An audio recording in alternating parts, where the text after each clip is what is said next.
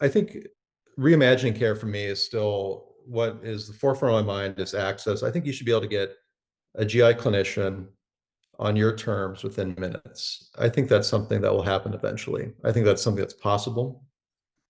I think those visits will be smarter. I think there'll be intake processes. I think, again, for the structured problems that constitute the majority of GI visits at a community practice, you can protocolize a lot of those. And I think AI will be something that's important. And I think that all of us and will have an Iron Woman or an Iron Man suit on as we make decisions in 5 years. I think that's what will happen, not with GI, but in other verticals as well. I think all the principles we're talking about in GI work for most other specialties as well. This is not going to be, we won't be the first sort of wrap around the practice company out there. There'll be others, and I think there'll be others in multiple specialties. I think GI, bigger picture, will be a more cognitive field. I think right now we've been focused on a singular test, and that's a very useful test that's life-saving.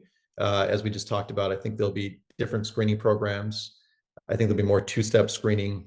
I think there'll be more value in the space. And I think that will force us to take on more diagnostic studies. I think we'll pivot back to sort of the roots of GI, which GI for the 60-year-old gastroenterologist was a much more cognitive field and less procedural than it is now. We'll still be doing procedures, but I think we'll be more focused on the clinic space.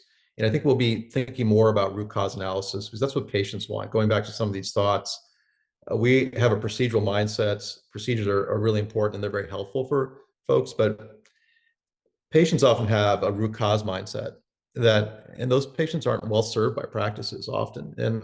Or clinicians. I don't think I did a great job in my career taking care of those patients and answer those questions are hard to answer. So I think that's where we're not going to pivot. We're going to morph.